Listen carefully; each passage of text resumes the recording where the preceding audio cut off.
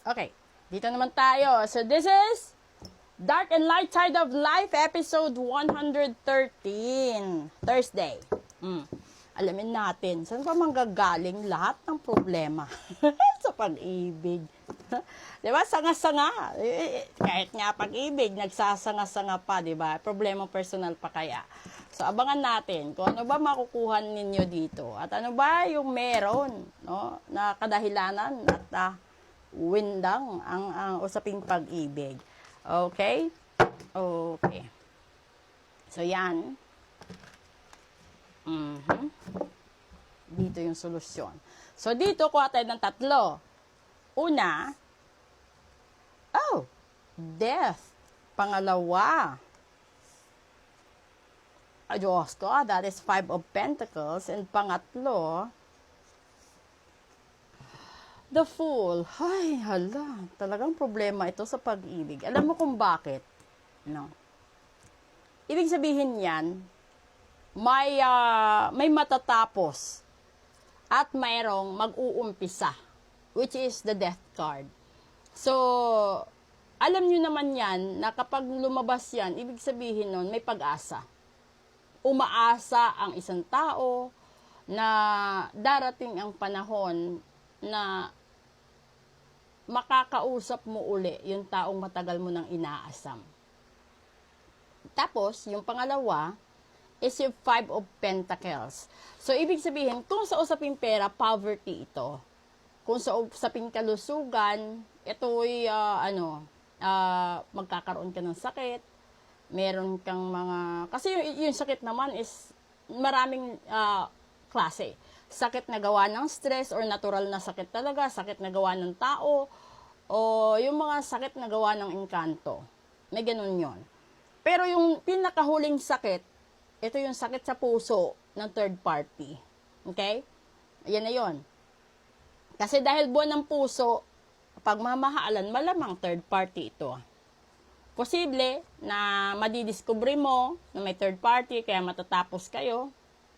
Posible na, ang tawag doon, bago kayo, naging kayo, meron ng iba, may mga ganun na sitwasyon. Iba-iba kasi yung level iba-iba kasi yung atake ng dahilan kung bakit siya nagkaroon ng third party. Ito yung iba kasi pagod na, no? Yung bibig mo grabe, kaya siguro hindi na niya kinaya, naghanap ng iba. And dito kasi, ito pa, yung ibang problema diyan is the Fool, which is isang tao na talagang nakahanda siyang gumawa ng malaking twist ng desisyon sa buhay niya para lang siguro magbago ang lahat. Kasi, halimbawa, may isang tao na may asawa, which is kasal siya, no? Dumating siya sa punto na nagkaroon siya ng third party. Bigyan natin ng specific. Yung lalaki. Yung lalaki is wala nang, para pakiramdam niya wala nang pag-asa sa buhay niya. Pakiramdam niya para napipilitan na lang siyang magtrabaho dahil sa obligasyon niya.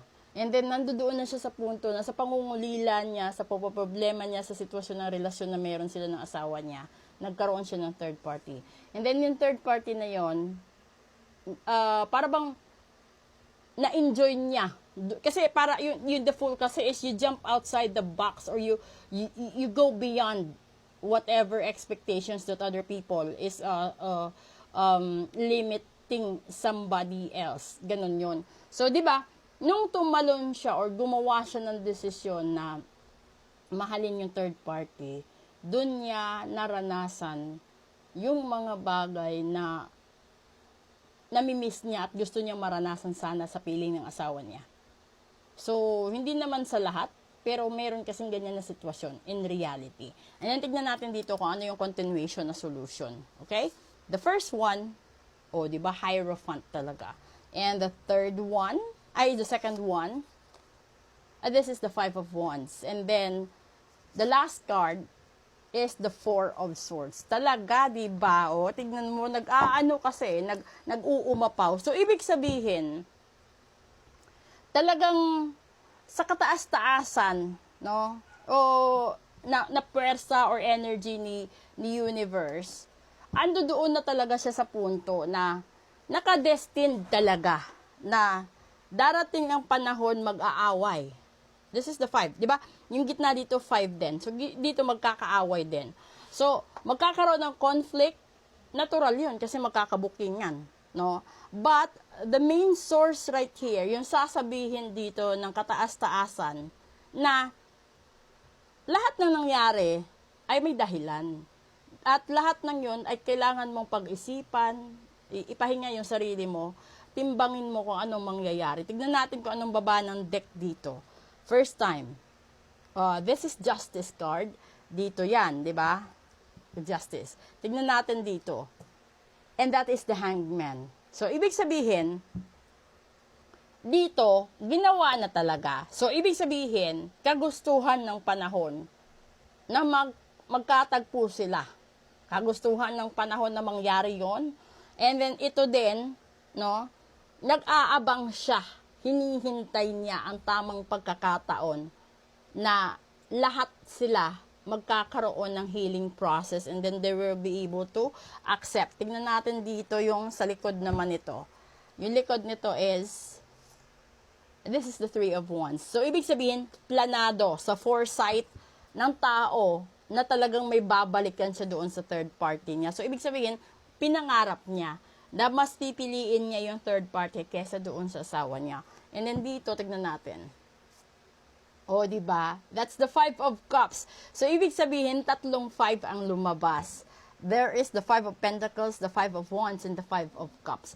Kasi this is the 5 of Cups. Ito yung tao na nakafocus na siya sa kawalan. Kung ano yung nawala sa kanya, yun na yun. So, hindi siya nakafocus sa natira. So, bagkos, doon siya nagkalugmok-lugmok doon sa natira, sa nawala. Kasi hindi mo marirealize yung importance ng tao or ng asawa mo pag nasa sayo pa siya. 'Di ba? Kapag ikaw yung tipo ng wife na lagi na lang pera hinihingi mo, nasa isip mo pera na lang, yung para bang yung para na lang sayo. May mga asawang gano'n, no? Huwag naman sana mag-deny, huwag kayong pero marami ding asawa may mga malalaking income, sobra pa sa husbands nila. Pero alam naman natin, meron talagang nagger na wife, meron namang wife na tamad, meron namang iba-iba klase. So at this point, yung natagpuan natin is yung asawa or wife na tamad. Kaya bigla siyang nabigo, no? Na nawala sa kanya yung asawa niya. So kung naalala nyo yung special episode dito, sinabi na you have to wait for the right timing. So this is it, the right timing na ito. Na ito na talaga yung mangyayari, ito talaga yung nakatadhana. Kasi there is a justice card na lumabas. Yun na lahat yun. So sana, kung sino man yung nakaka-resonate sa general reading na ito, no, pag-isipan nyo din. Kung gusto nyo pa talagang malaman kung may pag-asa pa bang effects, and then you have to go with the full private reading. Pero kung kayo naman yung tipo ng tao na parang alam nyo na din na yan na talaga yung mangyayari, then let go mo na rin. Kasi kung ikaw din naman yung dahilan kung bakit kayo nagkahiwalay, ganun na lang talaga yun. Huwag ka nang, di ba kasi yung iba kasi, there are specific lang choosy lang. May mga tao kasi na parang hindi matanggap yung mga desisyon na ganyan. So, they intend to create more trouble, to create more issue. Minsan, yun yung nagpapahamak sa inyo, na minsan nagdudulot ng nagkakaroon ng ritual ng hindi maganda. So, ayusin niyo muna yung sarili niyo, di ba? You have to examine yourself before you let other people know regarding your issue. Kasi kapag pinaalam mo sa lahat yan, mas gugulo pa lalo ang buhay ninyo. Okay? So, if you have problems sa inyo lang na mag-asawa, sa inyo lang dapat yan. Huwag nyo i-share. Kasi pangit yun. Okay? So, proceed tayo sa real talk natin. Maraming salamat and advance happy Valentine's Day.